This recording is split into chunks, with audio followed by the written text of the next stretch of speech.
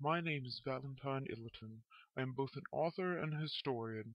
My life works focus on obscure, macabre, or ancient myths. I am not known by the public for both personal safety and for the simple fact that no one truly believes my stories. Recently, I purchased a small box containing 23 audio logs along with a bizarre note. The note was written in what appears to be yellow blood and is entitled Your Conquest. I posted the contents of the note online if you are truly consumed by curiosity. The audio logs, however, drew my attention more than anything else. It appeared that the audio logs belonged to one Lyle Barkington. According to some of my research, these logs were first retrieved by an unknown party and became shrouded in complete utter secrecy. It is unknown who knew about them, and my attempt to find out has ended up in failure. Sometime in 2012, these logs became obscure and forgotten since few were willing to talk about them or even knew of their existence. The unknown party that first collected the logs released each log to the public for reasons that are completely unknowable. I will not say how or where I got these logs. The only thing that should matter is what are on these tapes. I urge you to keep an open mind. Believe what you want, but know that this man had no logical reason to lie about what he saw. Audio log number 1, September 1st, 2010. My name is Cloud Barkington. I am an archaeologist who has nearly 30 years of experience at exploring and studying long-forgotten and ancient civilizations. Recently, three friends of mine came across a map that would lead us to a grotto that supposedly housed an ancient tribe of cave-dwelling people. What truly caught our attention was an artifact we found. It was a dagger that was unlike anything we have ever seen before. After careful studying, we learned that the dagger itself is well over 175,000 years old. By our accounts, this dagger is older than humanity itself. What was more interesting was the writing on the blade.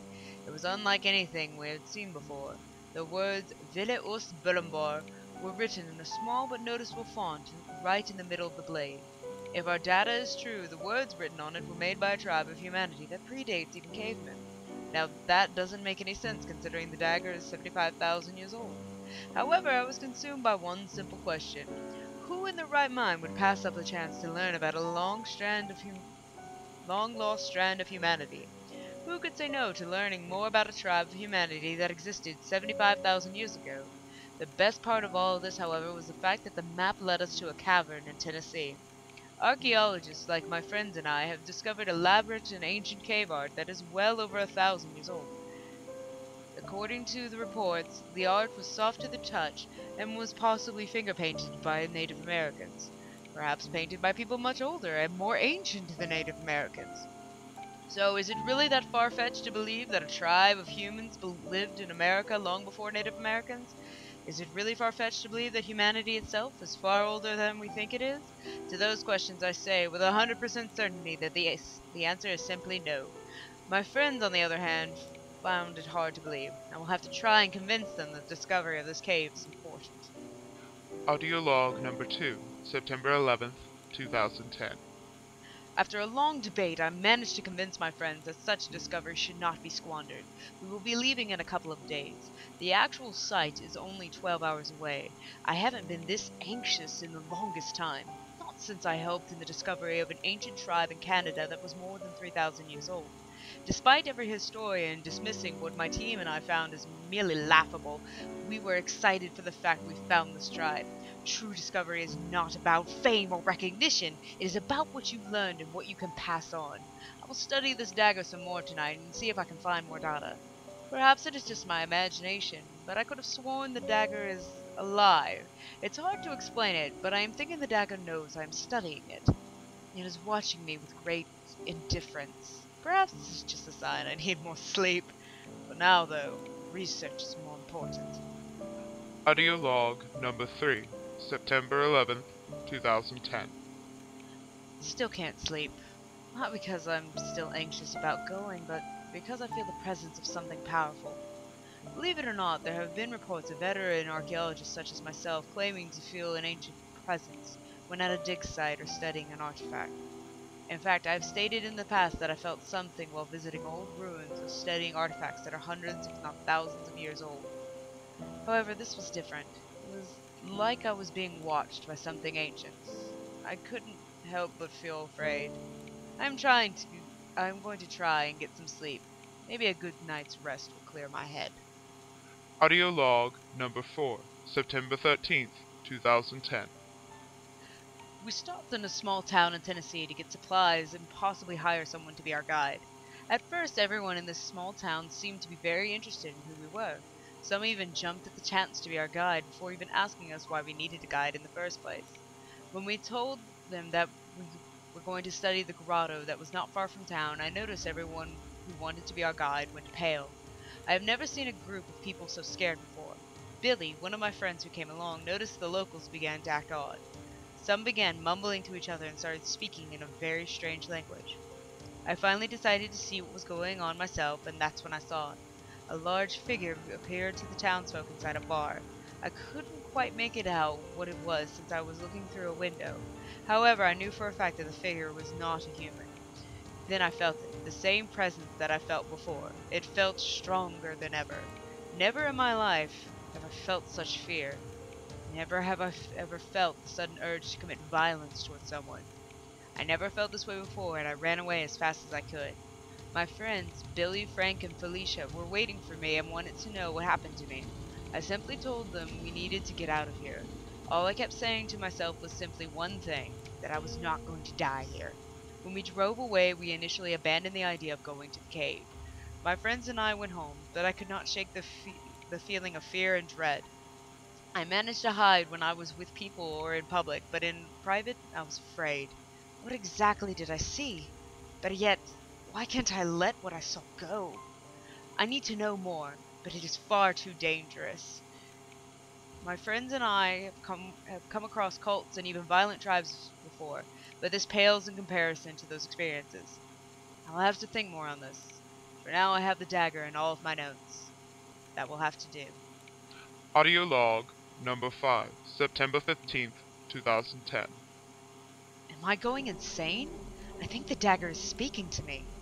I don't understand the language, and at first it seemed like utter gibberish. Silla dulok deve? That's what I hear over and over from the goddamn dagger. I couldn't take it anymore. I ran out of my house and spent the night in a hotel room. I no longer hear the dagger speak to me. I'm just so tired. Audio log number 6, September 17th, 2010. I slept for a whole day and didn't even realize it.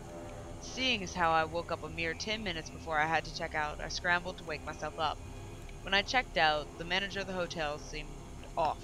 He didn't even know I was checked in, despite the fact I met him when I first walked into the hotel. He didn't seem mad, but rather just confused. He took the key from me and said something rather odd to me while I left. I didn't think anything of it at first, but I thought about it when I got home. He said, "Il regarde," which is French for "he is watching." I cannot help but feel I stumbled across something evil. The dagger, the citizens of the small town in Tennessee, and now being told that someone is watching me. I have no idea what to think anymore. Perhaps I should have never even looked at the map or the dagger, let alone study it. I'm going to think about what I'm going to do next. Audio log number 7, unknown date. Bella vinna osjevon, vinna cross overkre, stella ko beltecha, istel orana, jelak log de vie. Audio log number 8, unknown date. Akla Dintra, have a fire, Jakas, bring the dagger to the cave, now! Audio log number 9, September 23rd, 2010. I just heard the two mysterious audio logs. Both were made by someone I don't recognize. The language itself sounds more ancient than I previously thought. There is no logical way this language was made by man. It is hard to explain, but this language has a certain presence to it. You feel so small when you hear it. It is as if the words themselves pierce your very soul. That is, if such things even exist. I have never felt this way before. To feel so small and yet somehow feel useful. Now obviously I understood the English part of the message. Bring the dagger to the cave, followed by a commanding and utterly demanding now. This is what I meant by being useful. To do something as simple as bringing the dagger to the cave near the small town in Tennessee. I have no idea if I can translate the ancient words that are on the dagger and the words in the two audio logs in a short time. I must try to. If I am going back to this cave, then I want to be prepared. Something tells me that I won't be coming back, and I want to be prepared for anything. Audio log number 10, December 12th, 2010. I have had very little success in translating the language, but I have translated a part of what is written on the dagger. Vele roughly translates to conquest, so I can safely assume that this dagger is an instrument of violence and war.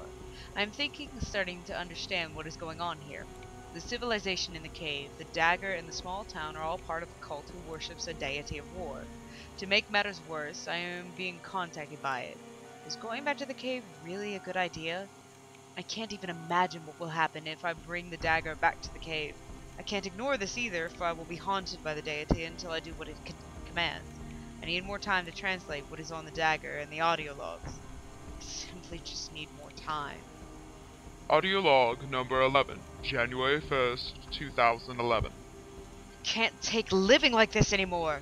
My friends stop talking to me because all of them think I've lost my mind. When I sleep, I hear the whispers of the deity.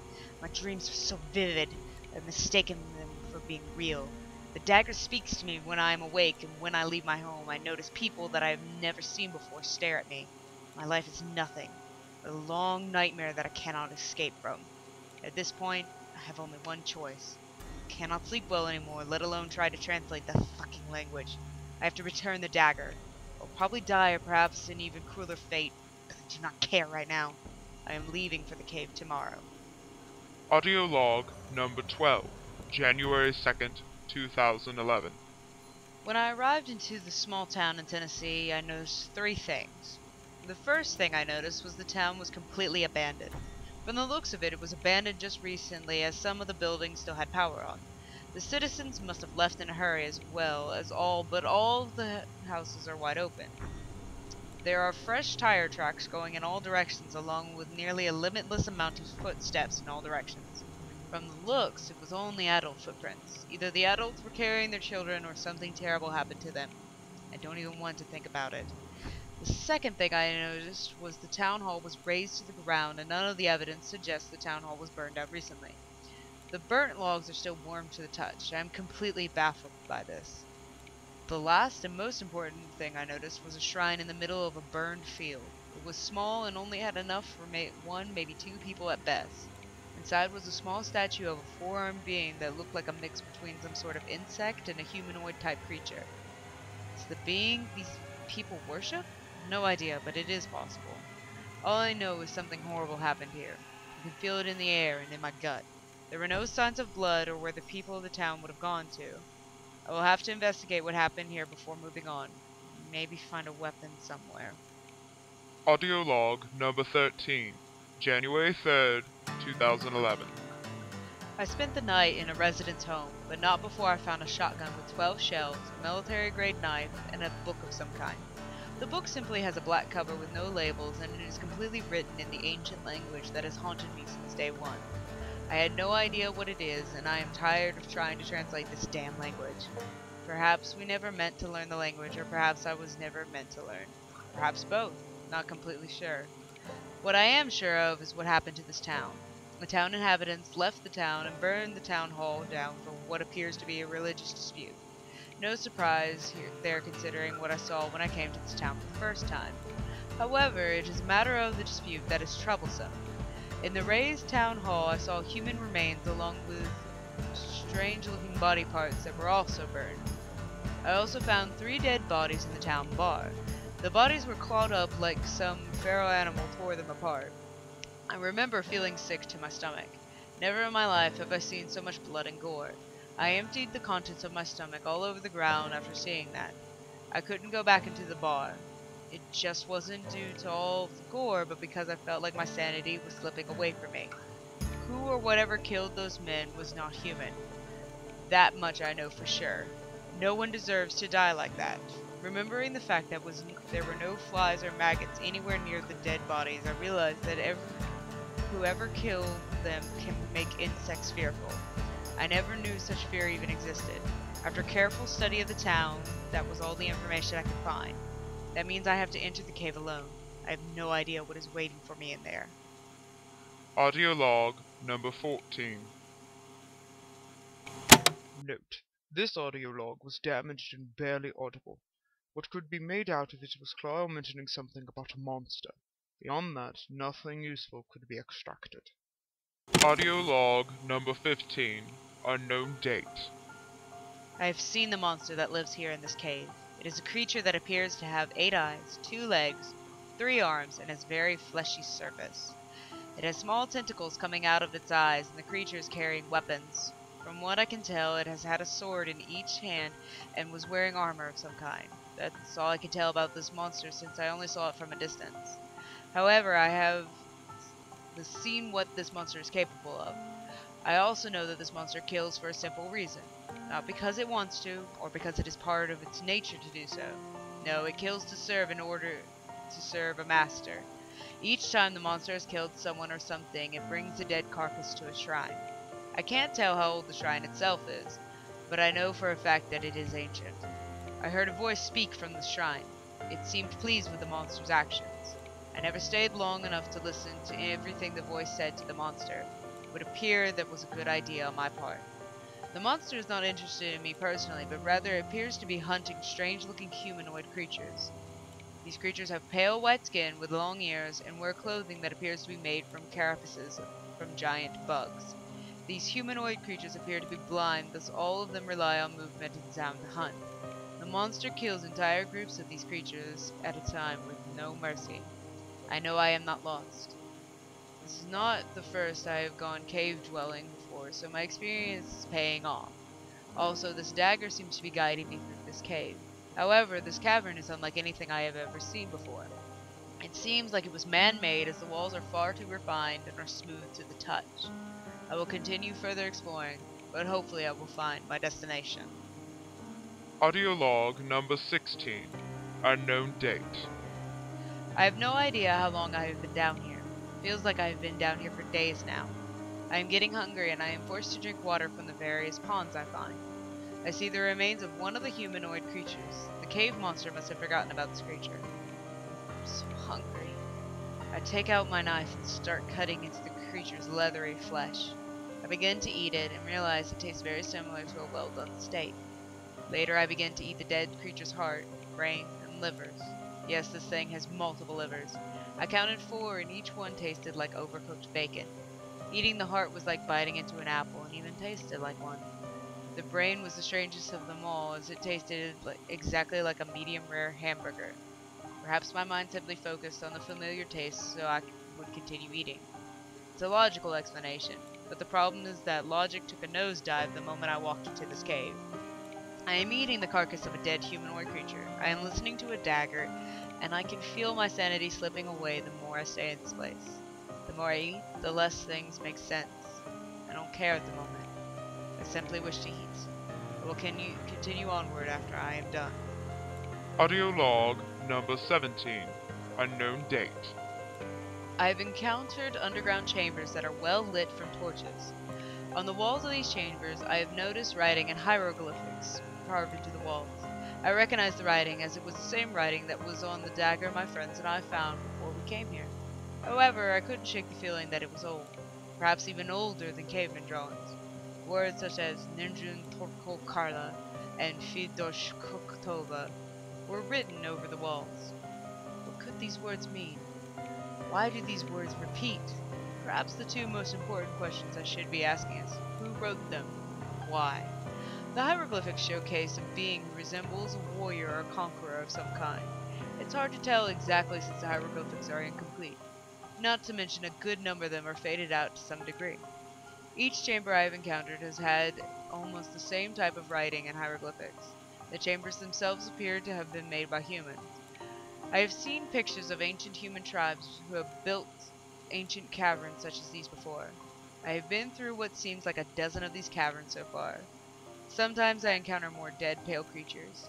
I dare not even think to eat them, as most are in the final stages of decomposing.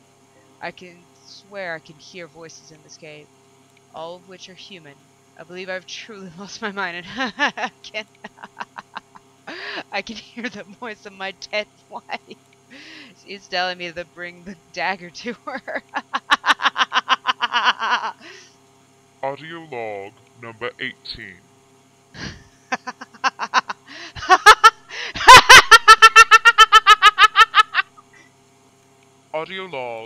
Number 19. Unknown date. How long have I been down here? Days?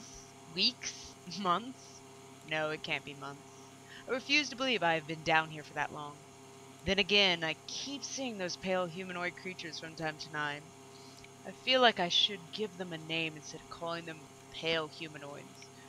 Maybe I will call them scamps. I don't know why, but that is the only name that is coming to mind. These creatures are very odd.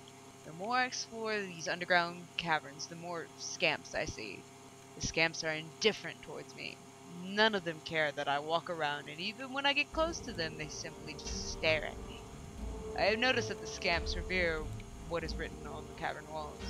I've even heard them chanting the words Bala Oloktar Okoljivaya Sinkit over and over.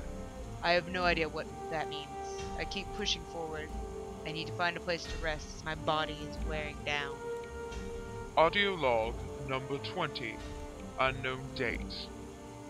I found something. It was an underground temple, and despite the fact that it was older than anything I had ever laid my eyes on, it was a welcome sight. I decided to walk up to the temple, and that's where I saw it. A small slit on a stone altar, which I am only assuming is where the blade goes. Without thinking, I slide the blade into the altar. The dagger lights up along with the altar. It was beautiful. It was so beautiful to look at. However, my joy was washed away by dread the moment I saw him. He was a being who resembled a giant humanoid rat. He easily towered over me, as he was well over 12 feet tall. His eyes were blood red, his claws and fangs were razor sharp, his tail was nothing more than a long whip. However, I saw what appeared to be wires from his head. I have no idea why these wires were there, but they were cutting his flesh, forcing him to bleed on the floor. He spoke only once to me in a booming voice. Baron Bakun, yol'hot Jivaya. After saying these words, the wires cut through the back of his head. His brain was cut in 3 perfect parts as it hit the ground. His blood covered the temple. Moments after he fell to his death, scamps who were dressed in insect armor came pouring out in droves to consume the beast. As more and more scamps fed on this giant humanoid rat, I vomited. I had no idea what I was witnessing. I can feel my grip on my sanity completely vanishing, and I started to laugh as I vomited more. This caught the attention of the scamps, as all of them stopped what they were doing and stared at me. I never laughed so hard in my life. Fear was gone long at this point, as my mind completely snapped. As I laughed, a figure dressed in black armor came out of the temple. The figure was the most grotesque abomination I have ever seen. It had the body of a man, but the head and face resembled that of a saber-toothed tiger. It had 8 eyes that were as white as snow. It had 6 bulky, tentacle-like arms with claws for hands. It felt like this thing was of great importance, and viewed me with sheer indifference. It walked over to me and just stared at me as I laughed. It doesn't seem to convey any sort of emotion. Soon the creature walked away from me, and the pale creatures ran back inside. I got up and said what the giant rat said, "Bovon Bokun yol'hot Jivaya." The abomination looked at me with what I can only imagine as a look of confusion. I laughed even louder as the ground shook. Nothing made sense anymore, and I enjoyed it. However, that's when it happened. I woke up. I must have fallen asleep in one of the chambers. The dagger no longer speaks to me. I am once hungry, and there is no water to be found. I am simply making this recording because I see no reason to continue pushing onward. Audio log number 21. Unknown date. Normally when one gives up, they begin to question their life. Perhaps even say how much they love their family and friends. I, on the other hand, see no reason to do this. I will just lay here and die. As I lay here, I feel the presence of something powerful near me. It is watching me. Audio log number 22. Yol'hot Jivaya calls to me. His word is law. His thirst for conquest is never ending. He calls me a tool to be used. He senses the hate and violence in my heart. I can feel his presence. I cannot die until he has no further use for me. Audio log number 23. It took me a while, but I finally found his temple, the one I dreamed about. I place it in the altar. Yol'hot Jivaya then appeared to me. He was unlike anything I have ever seen. He was adorned in black armor with the ancient language written all over it. His very appearance looked a cross between an insect and a skate. He had 4 arms, and I could tell that he was old. In fact, his very presence suggests that he is older than the human race itself. He spoke to me. He told me that his own kind banished him to our planet eons ago, and he sees our entire race useful. He seeks only to conquer this planet. He admires how dedicated I was in bringing his dagger back to him. He now wants me to use his dagger to kill everyone I have ever met. Friends, family, acquaintances, everyone. I will do this, for my mind and body now belong to him. I am his tool, and I shall not fail. Bavon bokon yoho shivaya. Bavon bokon yoho shivaya. Bavon bokon yoho shivaya. Bavon bokon yoho. Upon further inspection after listening to these audio logs, Kyle Barkington was charged with 21 accounts of murder. His name was never released to the public, and any evidence that suggests he ever existed is completely removed from public record. Everyone who ever met him or knew him have been paid to be silent or are never heard from again. All that remains of this man are these audio logs. I have no idea where Kyle Barkington is, or if he is still alive. All I know is that I have seen the dagger he used on his victims with my own 2 eyes. It was mailed 3 days, but suddenly vanished along with my fiancée. The dagger itself was later shipped back to a remote area in Tennessee, while my wife was found murdered near Garland, Tennessee. The police had no suspects, and the body was mangled along with a sword stabbed in remained of her chest. The only part of her body that wasn't mangled was her head, which had the words yol'hot written in blood. Her murder was never made public, and her body was cremated without my permission. I have no information on this yol'hot. All attempts to get information outside of these audio logs on this being have failed or have been confiscated by an unknown party.